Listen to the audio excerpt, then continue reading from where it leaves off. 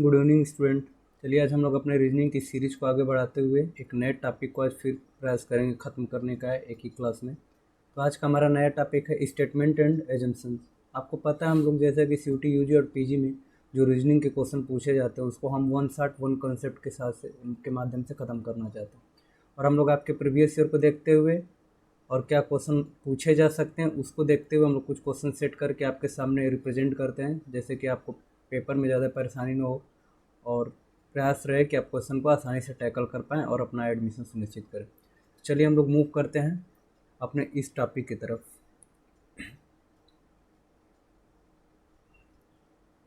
Statement and assumption आज का हमारा टॉपिक है।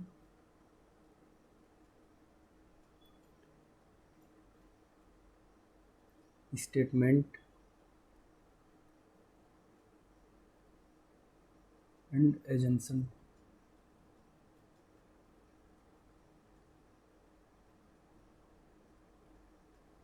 स्टेटमेंट और एजम्पशंस,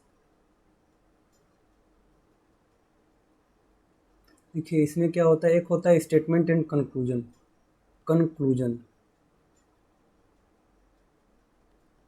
कंक्लूजन को कहते हैं हिंदी में निष्कर्ष, और एक ये हमारा टॉपिक है एजम्पशंस।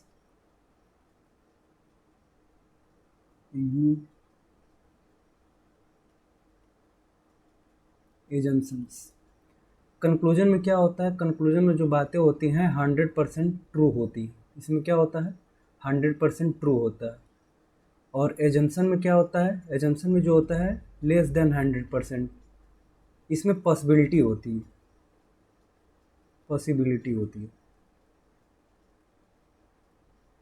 और कंक्लूजन में होता है 100% ट्रू। हिंदी में कहते हैं स्टेटमेंट को कथन कहते हैं या वक्तव्य कहते हैं, एजम्पशन को पूर्वधारणाएं कहते हैं और कंक्लूजन को निष्कर्ष। एजम्पशन ये देखिए हमारे रियल लाइफ पे डिपेंड होते हैं, रियल पे नहीं, रियल लाइफ पे। जब हम इस क्वेश्चन को पढ़ेंगे, क्वेश्चन हमें इसीलिए दिया जाता है कि जब आप यदि वहाँ उस स्थान पर रहेंगे तो आप क्या करेंगे, क्या डिसीजन लेंगे, क्या एजम्पशन आपका हो सकते हैं, आपके कंक्लूजन क्या हो सकते हैं। तो आज का हमारा टॉपिक है स्टेटमेंट और एजम्पशन। इसको करते टाइम हमें दो चीज़ों का ध्यान देना होता है। पहला, एजम्पशन में क्या ध्यान देना होता है, जो स्टेटमेंट दिया है और जो उसका एजम्पशन दिया है वो यदि अपोजिट है, विरोध करने वाला है, विपरीत है, विपरीत।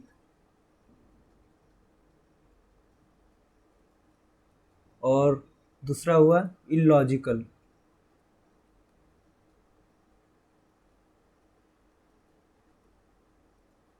इलॉजिकल मतलब अमान्य।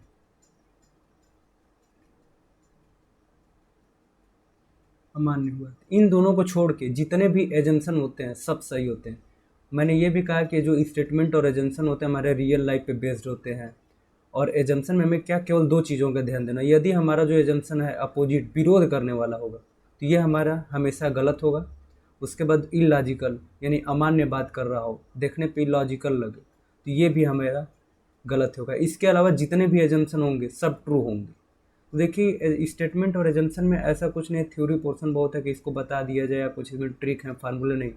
ये एक as a type of situation reaction test जैसे होते हैं कि यदि आप एक ऐसा स्टेटमेंट दे दिया गया, एजम्पशन दे दिया गया तो क्या हो सकता है, आप यदि वहाँ होंगे तो एक व्यक्ति होगा तो क्या कर सकता है, ऐसे ही। तो इसको इस चैप्टर को क्वेश्चन के माध्यम से समझने में हमें बहुत आसानी होगी। तो चलिए हम लोग मूव करते हैं अपने क्वेश्चन की तरफ, देखेंगे क्वेश्चन क्या।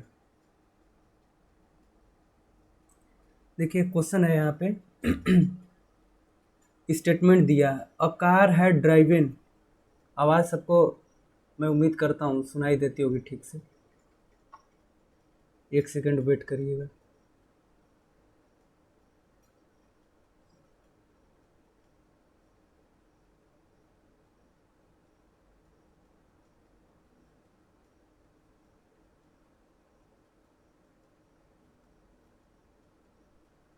देखिए क्वेश्चन है कि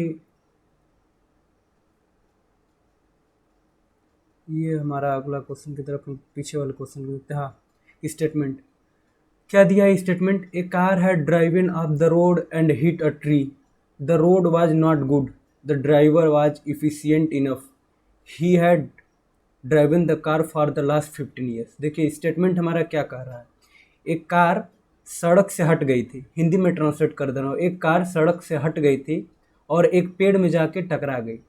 जो ड्राइवर था कुशल था, पर्याप्त कुशल था ड्राइव करने के लिए कार को। He had driven the car for the last 15 years, वो पिछले 15 वर्षों से कार चला रहा था। तो ये देखिए इसका एजम्पशन क्या हुआ। पहला एजम्पशन क्या क्या दिया है, the accident occurred due to driver, जो ये दुर्घटना हुई ड्राइवर के कारण हुई। दूसरा है there was a mechanical fault in the car, car में यांत्रिक खराबी थी। तो ये देखिए एजम्पशन को हमें ध्यान, स्टेटमेंट को पहले एक बार पढ़ना है, उसको दिमाग में हमेशा रखना, शुरू से अंत तक क्वेश्चन को जब तक करते रहेंगे, फिर हम अपने एजम्पशन को देखेंगे। एजम्पशन क्या है, देखिए इसमें कह रहा है the accident occurred due to driver, driver के कारण दुर्घटना। और इसमें ड्राइवर के विषय में ये देखिए यहाँ पे उसकी विशेषता बता रहा है, क्वालिटी बता रहा है कि the driver was efficient enough, उस पर्याप्त कुशल था कार चलाने के लिए। He had driven the car for the last 15 year, और वह पिछले 15 वर्षों से कार चला रहा है, मतलब ये उसकी कुशलता को दिखा रहा है। ये होगा पहला, ये हमारा जो स्टेटमेंट होगा, अजम्पशन होगा, सॉरी ये गलत होगा। क्यों, क्योंकि ये हमारे स्टेटमेंट का मैं बताया था दो चीज़ें, अपोजिट और इलॉजिकल हो। तो यहाँ ये देखिए उसका अपोजिट है, विरोध कर रहा है, विपरीत है ये अजम्पशन उसका। दूसरा क्या है, there was a mechanical fault in the car, हाँ ये कार में कोई मैकेनिकल फॉल्ट हो सकती है। यहाँ देखिए ऑप्शन दिया only one is implicit, only second is implicit, both 1 and 2, यहाँ इज नहीं आर रहेगा, आर इम्प्लिसिट, और यहाँ neither 1 nor second is implicit. तो इसका आंसर देखिए क्या होगा, there was a mechanical fault in the car, हाँ ये हो सकता है कार में कोई मैकेनिकल फॉल्ट हो। ड्राइवर तो ये कुशल था, आपके टू द ड्राइवर इसमें दिया एफिशिएंट इनफ, तो हमारा इसका आंसर क्या होगा, ओनली 2 इज इम्प्लिसिट। हिंदी में इम्प्लिसिट को अंतर्निहित, केवल दूसरा अंतर्निहित है। तो ये था हमारा क्वेश्चन। स्टेटमेंट को ऐसे पढ़ना है, एजम्पशन को ऐसे हमें सोच सोच के करना है, अपने आप को रियल लाइफ प्रैक्टिकल लाइफ की तरह देखना होगा कैसे होता है। और दो चीज़ों का ध्यान देना, यदि अपोजिट जो स्टेटमेंट का अपोजिट कोई हो या उसका इलॉजिकल हो, मतलब अमान्य मीनिंग कोई निकलता हो, इन दोनों को छोड़ के सभी सही होते हैं। तो देखिए पहला ये था, अपोजिट था, the accident occurred due to the driver, और यहाँ ड्राइवर को बता रहा है, उसकी क्वालिटी को बता रहा है, एफिशिएंट इनफ है, और वो पिछले 15 वर्षों से कार चला रहा है। यहाँ देखिए पिछले 15 वर्षों से कार चला भी रहा है। तो ये हमारा इसमें हुआ option number B, only second is implicit. अब चलिए हम लोग अपने अगले क्वेश्चन की तरफ मूव करते हैं। हाँ देखिए अगला क्वेश्चन क्या है, स्टेटमेंट दिया हुआ है इसमें भी, the government recently announced additional food for work programmes for all the drought affected region in the country.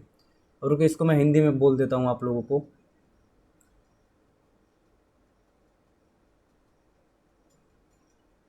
The government, सरकार ने देखिए हाँ चलिए देखते हैं। सरकार ने देश के सभी सूखा प्रभावित क्षेत्रों में ये अगले स्लाइड पे हम लोग चलेंगे, सॉरी, हाँ ये रहा। द गवर्नमेंट, सरकार ने सूखा प्रभावित सभी क्षेत्रों के लिए अतिरिक्त काम के बदले है food for work programme for all the drought affected region in country, अतिरिक्त काम के बदले अनाज कार्यक्रम की घोषणा की है। जो सरकार है, द गवर्नमेंट रिसेंटली अनाउंस, सरकार ने यह घोषणा की एडिशनल फूड, अतिरिक्त भोजन, for work programme for all the drought, जो सूखा प्रभावित क्षेत्र हैं, अतिरिक्त कार्य के बदले अनाज की घोषणा की है। देखिए एजम्पशन क्या है, इसके एजम्पशन को देखिए। पहला एजम्पशन है the government has adequate funds to run these programmes, यानी गवर्नमेंट के पास पर्याप्त धन है इस प्रोग्राम को चलाने के लिए। दूसरा कह रहा है अफेक्टेड पीपल में be able to get at least 1 meal a day due to these programmes, मतलब जो सूखे प्रभावित क्षेत्र से जो लोग प्रभावित हैं उनको कम से कम एक टाइम, एक वक्त के खाना मिल सकता है, एटलीस्ट 1 मील अ डे, एक दिन में एक समय या एक पहर का खाना उनको मिल सकता है इस योजना के तहत। तो ये देखिए द गवर्नमेंट, यदि गवर्नमेंट ने अनाउंस किया तो उसके पास ये तो है कि पर्याप्त फंड होगा तभी उसने अनाउंस किया, मतलब पहला हमारा एजम्पशन सही होगा, उसके पास पर्याप्त फंड होगा तभी उसने अनाउंस किया। और ये भी जो सूखा प्रभावित क्षेत्र है उन्हें कम से कम एक समय का जो मील है उन्हें मिल जाएगा, 1 time meal, at least 1 meal a day मिल जाएगा, एक दिन में एक बार का भोजन उन्हें मिल जाएगा। देखिए सरकार के पास पर्याप्त निधि भी है और लोगों को जो सूखा प्रभावित क्षेत्र से जो लोग ग्रसित हैं उनको एक वक्त भोजन भी मिल जाएगा। तो इसका हमारा आंसर क्या होगा, option C, both first and second are implicit. तो इसका ये हुआ, देखिए स्टेटमेंट को पढ़ना, इसमें देखिए कोई अपोजिट करने वाला है नहीं, इसका कोई कंट्राडिक्शन हो नहीं रहा है एजेंशन में, और कोई ऐसे इलॉजिकल अमान्य मीनिंग भी नहीं है। तो यहाँ पे इसके अलावा अपोजिट और इलॉजिकल के अलावा जितने होंगे सब ट्रू होंगे। चलिए हम लोग अगले क्वेश्चन की तरफ मूव करते हैं। देखिए तीसरा क्वेश्चन है, the municipal corporation has announced 50% reduction in water supply till monsoon arrives in the city. जो म्युनिसिपल कॉर्पोरेशन है उसने अनाउंस किया जब तक शहर में मानसून नहीं पहुंच जाता तब तक वह जल में 50% की कटौती करेगा। एजम्पशन इसके क्या दिए हैं, पीपल में protest against the unilateral decision of the municipal corporation. जो इस म्युनिसिपल कॉर्पोरेशन का जो डिसीजन, ये निर्णय दिया गया, लोग इसका विरोध करेंगे, एक तरफा विरोध करेंगे, यूनिलेटरल एक तरफा विरोध करेंगे। दूसरा क्या एजम्पशन है, म्युनिसिपल कॉर्पोरेशन में reduce its taxes from the residents as it fail to provides adequate water. जो म्युनिसिपल कॉर्पोरेशन है वो पर्याप्त जल पहुंचाने में अक्षम रहती है, तो लोगों को अक्षम है, तो लोगों को उसके टैक्स जो है उसमें भी टैक्स को भी कमी करेगी। तो ये देखिए ये पीपल में, ये देखिए जो म्युनिसिपल कॉर्पोरेशन मतलब गवर्नमेंट हुई, गवर्नमेंट के विरुद्ध आप प्रोटेस्ट करें। अब मान लेते हैं यदि आपका सिलेक्शन किसी गवर्नमेंट जॉब के लिए हो रहा है, तो आप तो चाहेंगे कि कोई गवर्नमेंट का बुराई ना करे, उसके डिसीजन के कोई खिलाफ न जाए। तो ये तो हो नहीं सकता, क्योंकि लोग इसमें प्रोटेस्ट कर रहे हैं, गवर्नमेंट के डिसीजन खिलाफ जा सकते हैं, गवर्नमेंट ही आपको नौकरी दे रही है, तो आप उसके खिलाफ कैसे जा सकते हैं, नहीं जाएंगे। देखिए ऐसे भी एज्यूम करना है। देखिए फिर दूसरा, म्युनिसिपल कॉर्पोरेशन में रिड्यूस इट्स टैक्सेस। अब जो क्या आपको जल नहीं दी तो क्या टैक्स में कमी कर देगी, टैक्स में कमी कर देगी तो राज्य जो स्टेट है, जो गवर्नमेंट है, उसका भी तो घाटा होगा, तो ये नहीं करे। ये भी देखिए गवर्नमेंट के विरुद्ध है, ये दोनों अपोजिट हैं, गवर्नमेंट के अपोजिट ये एजेंशंस हैं, ये दोनों नहीं हो सकते। तो इसमें क्या होगा, both first and second are implicit, sorry neither one, ये नहीं, neither one nor two is implicit, कोई अंतर नहीं थे, ना तो एक ना तो दो। क्यों, क्योंकि पहला अपोजिट इसलिए हो जा रहा है कि लोग विरोध कर रहे हैं, गवर्नमेंट का विरोध नहीं कर सकते, पहला हुआ। दूसरा है कि म्युनिसिपल कॉर्पोरेशन टैक्स में कमी कर दे रही है, यदि वो पानी देने, वो जल देने में, पर्याप्त जल देने में अक्षम है, तो ये भी नहीं कर सकती, क्योंकि इससे इस गवर्नमेंट का घाटा होगा, गवर्नमेंट का लॉस होगा। तो आप यदि एक व्यक्ति ऐसे चुने जाते हैं तो क्या आप चाहेंगे ना कि गवर्नमेंट के खिलाफ, गवर्नमेंट आप चाहेगी मैं ऐसे व्यक्ति को रखूं जो मेरे खिलाफ कोई उसके एरिया में कोई प्रोटेस्ट ना करे, टैक्स में कोई कमी ना हो, टैक्स हमारे पास आए समय समय पे। तो ये दोनों देखिए, ये दोनों क्या थे, ये दोनों इसके अपोजिट थे, अपोजिट मतलब विपरीत, उसके जो स्टेटमेंट दिया है उन दोनों स्टेटमेंट के एजेंशन विपरीत थी, इसीलिए तो neither one nor two is correct. अब चलिए हम लोग अगले अपने क्वेश्चन की तरफ मूव करते हैं। 2 क्वेश्चन हो गए, तीसरा भी हो गया, ये चौथे क्वेश्चन की तरफ। ये देखिए आपके प्रीवियस ईयर 2022 में पूछा हुआ स्टेटमेंट क्या है, पेरेंट्स आर नॉट, इसमें क्या है, parents are not legally responsible for children above the age of 18 years. Statement दिया है, parents are not legally responsible, parents जो है उत्तरदायी या जवाबदेही नहीं होंगे जो 18 वर्ष से अधिक के बच्चे हैं। 18 वर्ष जिनकी, मतलब जिन बच्चे की उम्र या जिन बच्चों की उम्र 18 वर्ष के अधिक हो गई है, उनके जो पेरेंट्स हैं वो उत्तरदायी नहीं होंगे, कानून के प्रति उत्तरदायी नहीं होंगी, कानून के प्रति उत्तरदायी नहीं होंगे जिन बच्चों की उम्र 18 वर्ष से अधिक हो गई। तो एजम्पशन क्या, पहला, parents become incapable of bearing such responsibility by the time children become adults. Parents become incapable, पहला कह रहा है कि जब बच्चे, bye the time children become adult, जब बच्चे एडल्ट हो जाते हैं, 18 वर्ष से अधिक का मतलब हो जाते हैं, तो उनके जो पेरेंट होते हैं वो जिम्मेदारी लेने में अक्षम, इनकेपेबल, अक्षम हो जाते हैं। तो ऐसा तो नहीं है, पेरेंट्स जब बच्चे 18 वर्ष से अधिक के हो जाएं तो पेरेंट्स उनके जिम्मेदारी लेने में इनकेपेबल हो जाते हैं, तो देखिए ये नहीं होगा। सेकंड क्या करा, children become mature and thus capable of making decision and bearing their on responsibility by the time they become adults. जब एडल्ट हो जाते हैं तो बच्चे स्वयं ही मैच्योर और केपेबल हो जाते हैं डिसीजन लेने के लिए, कौन सा डिसीजन क्या सही है क्या गलत। तो इस वजह से बच्चे ही जिम्मेदार होंगे, उनके पेरेंट्स जिम्मेदार नहीं होंगे। और ऊपर स्टेटमेंट क्या कर रहा है, parents are not legally responsible, parents जो हैं वो फॉर चिल्ड्रन एबव द, जो 18 वर्ष से अधिक के बच्चे उनके प्रति, कानून के प्रति उत्तरदायी नहीं होंगे। Legally responsible, not legally responsible, तो रिस्पॉन्सिबल नहीं होंगे। यहाँ पे पहला एजम्पशन तो देखिए सब क्लियर हो जा रहा है कि ऐसा नहीं कि इनकेपेबल हो जाते हैं जब बच्चे एडल्ट हो जाते हैं, तो ये तो गलत है। दूसरा देखिए चिल्ड्रन बिकम मैच्योर, जब बच्चे मैच्योर हो जाते हैं। 18 वर्ष क्यों legally responsible for children above the, legally responsible भी यहाँ है, देखिए ये लीगली रिस्पॉन्सिबल, और यहाँ एज ऑफ 18 ईयर्स। दूसरे में है चिल्ड्रन बिकम मैच्योर, जो बच्चे हैं मैच्योर हो जाते हैं, दिस केपेबल ऑफ मेकिंग।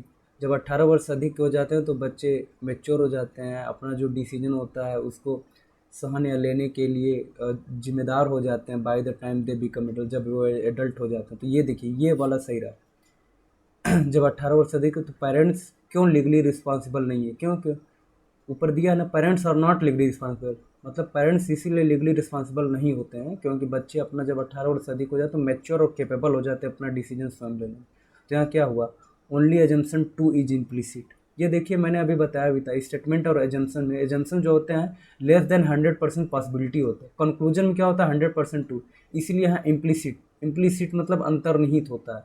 मतलब जो सेकेंड वाला एजम्पशन है हमारे स्टेटमेंट में कहीं ना कहीं, जो एजम्पशन है स्टेटमेंट में कहीं ना कहीं अंतर्निहित है, 100% ये सत्य नहीं, यहाँ अंतर्निहित है, 100% not true. Only assumption makes only possibility, so possibility, but and other hand conclusion so 100% true. तो कंक्लूजन में 100% सत्यता को दिखाता है, जबकि एजम्पशन में पॉसिबिलिटी, संभावना बताता है, 100% होने की संभावना, उसमें अंतर्निहित हो सकती है ये चीज़ें। तो ये थे हमारे क्वेश्चन। अब हम लोग अगले क्वेश्चन की तरफ मूव करते हैं। अगला क्वेश्चन हमारा स्टेटमेंट दिया है, driving under the influence of alcohol and और narcotic substance is prohibited in law. जानते हैं जब आप शराब या कोई ऐसा सब्सटेंट या ऐसा पदार्थ यूज करते हैं, नशीले पदार्थ का प्रयोग, सॉरी एक सेकेंड, हाँ, नशीले पदार्थ को जब आप प्रयोग करें या उससे प्रभावित हैं तो आप ड्राइविंग नहीं कर सकते हैं। ये कानून के द्वारा ऐसा बनाया गया, जब आप शराब या कोई नशीले पदार्थ का प्रयोग करते हैं तो आप ड्राइविंग नहीं कर सकते। एजम्पशन क्या है, बीइंग अंडर सच इन्फ्लुएंस, ऐसे influence impairs one's ability to use one's common sense and think long term. वो जो सामान्य व्यक्ति जैसे सोचता है समझता है वैसे वो सोच समझ नहीं सकता है यदि वो अल्कोहल या नारकोटिक सब्सटेंट यूज करता है। फिर दूसरा देखिए एजम्पशन क्या है, बीइंग अंडर सच इन्फ्लुएंस, ऐसे इन्फ्लुएंस अगर ऐसे प्रभावित, तो स्लो वंस रिएक्शन, जो व्यक्ति का है उसका रिएक्शन, उसकी प्रतिक्रिया की जो समय होती है बहुत ही धीरे हो जाता है, and makes it difficult for one's brain, और वो जो उसकी प्रतिक्रिया की समय होती है वो भी बहुत कम हो जाती है, बहुत धीरे हो जाती है, बहुत धीरे टाइम बाद वो रिएक्शन करेगा, and it difficult for one's brain to process information, और ब्रेन को इन्फॉर्मेशन देने की जो प्रोसेस भी होती है वो भी बहुत कठिन हो जाती है, किसी के द्वारा ब्रेन को जो इन्फॉर्मेशन जाती है वो भी कठिन हो जाती है। इसमें क्या है, तो क्या हो सकता है, only assumption 1 is implicit, only assumption 2 is implicit, only assumption 1 और 2, neither 1 nor 2 is implicit, both 1 and 2 are implicit. तो ये क्वेश्चन आपके लिए HW रहेगा। आप इसका आंसर हमारे कमेंट बॉक्स में या टेलीग्राम ग्रुप में इसका PDF आपको शेयर कर दिया जाएगा, वहाँ बताएंगे कि इस क्वेश्चन का आंसर क्या होगा। मैंने 4 क्वेश्चन करा है। आज हमारा टॉपिक था स्टेटमेंट और एजम्पशन। तो स्टेटमेंट और एजम्पशन में मैं रिवाइज करा देता हूँ, क्या ये 2 चीज़ों का ध्यान देना होता है। पहला क्या था, पहला कि जो हमारा एजम्पशन हो अपोजिट ना हो, क्या हो, इसको देख लीजिएगा, थोड़ी जगह कमी की वजह से और सेकंड क्या है, सेकंड है जो इलॉजिकल ना हो, इलॉजिकल ना हो, जो एजम्पशन हो हमारा अपोजिट ना हो, मतलब कोई विरोध या विपरीत करने वाला ना हो। दूसरा इलॉजिकल, अमान्य ना हो। इसके अलावा जितने भी एजम्पशन होंगे ट्रू होंगे। स्टेटमेंट का यदि कोई भी ऐसा एजम्पशन हो जो अपोजिट है तो उसका विरोध कर रहा है तब तो वो गलत होगा, या उसके कोई मीनिंग को अमान्य या इलॉजिकल कोई मीनिंग निकल रहा है तो वो भी नहीं होगा। इसके अलावा जितने भी एजम्पशन होते हैं सब ट्रू होते हैं। तो इन्हीं 2 चीज़ों को ध्यान में रख के स्टेटमेंट और एजम्पशन के क्वेश्चन को सॉल्व करना, और प्रैक्टिकल लाइफ में भी इसका प्रयोग होता है। प्रैक्टिकल लाइफ की तरह जब आप सोचेंगे, not so reel, only real, जब आप रियल की तरफ इसका प्रयोग करेंगे, सोचेंगे। ये देखिए ऐसे कुछ लेसन होते हैं जो कंक्लूजन, एजम्पशन, ये सब जैसे लेसन है हमारे, ये हमारे तर्क शक्ति, जो हमारी सोचने समझने की क्षमता, इसको बिल्डअप करते हैं। इस वजह से इसको रीजनिंग में रखा जाता है। यदि आप हैं तो आप डिसीजन कैसे लेंगे, इसको इसलिए हमारे चैप्टर्स में कंक्लूड किया जाता है, इंक्लूड किया गया रहता है। तो हमें इसमें दो ही चीज़ का ध्यान देना है कि पहला एजम्पशन जो अपोजिट ना हो स्टेटमेंट का एजम्पशन में, और दूसरा इलॉजिकल ना हो। इसके अलावा जितने भी एजम्पशन होंगे सब ट्रू होंगे। तो इस वीडियो में हम इतना ही रहने देते हैं, अब मिलेंगे किसी अगले वीडियो में। और हमें लगता है ये हमारे स्टेटमेंट और एजम्पशन के टॉपिक को आपने अच्छे से समझा होगा। और अब है ज़रूरत आपको क्वेश्चन प्रैक्टिस की। आप कोई एक बुक प्रेफर करके उससे मैक्सिमम क्वेश्चन आप सॉल्व करिए। बस इन दो चीज़ों का ध्यान दीजिएगा कि अपोजिट ना हो जो हमारा एजम्पशन हो, और इलॉजिकल ना हो, अमान्य ना हो। इनके अलावा जितने भी एजम्पशन रहेंगे सब ट्रू होंगे। मैंने 3 4 5 क्वेश्चन भी कराए, 1 2 क्वेश्चन आपके प्रीवियस ईयर का लिया, 1 2 क्वेश्चन हमने अपने से ऐड किए कि आपको थोड़ी समझने में आसानी हो, हम बढ़िया से आपको एक्सप्लेन कर पाएँ। तो हमें जितना लगा मैंने आप अपने लेवल को उस लेवल तक, पेपर में कहाँ तक पूछा जा सकता है, किस प्रकार पूछा जा सकता है, वैसे मैंने इसको कराने का प्रयास किया। अब हम मिलेंगे किसी अगले वीडियो में, तब तक आप हमारे वेदांकुल के इस यूट्यूब चैनल से जुड़े रहिए। अब हम अगले अपने लेक्चर के वीडियो में कोई अन्य टॉपिक को चुनेंगे और उसको प्रयास करेंगे सॉल्व, एक क्लास में सॉल्व करने की। देखिए जो सिलेबस होते हैं बहुत ही ब्रॉड होते हैं, इसको आप हमेशा देखिए कभी कंप्लीट नहीं कर पाएंगे। हाँ, पढ़ें वही जो एग्ज़ाम में है, हम प्रयास वही करेंगे जो थोड़ा ही पढ़ें, लेकिन एग्ज़ाम की दृष्टि से पढ़ें, जो हमारे एंट्रेंस एग्ज़ाम में पूछे जाए। सब कुछ हमें नहीं पढ़ना, जो हमारे एंट्रेंस एग्ज़ाम में पूछे जाते हैं केवल हमारा प्रयास रहेगा कि वही उतने टॉपिक हम कवर करें, ज़्यादा नहीं। इस वीडियो में इतना रहने देते हैं, तब तक आप अब इसको रिवाइज करिए, पढ़ते लिखते रहिए, अपने स्वास्थ्य का भी ध्यान दीजिए, अब समय भी कम है। और धन्यवाद, मिलेंगे किसी अन्य वीडियो में, तब तक के लिए धन्यवाद।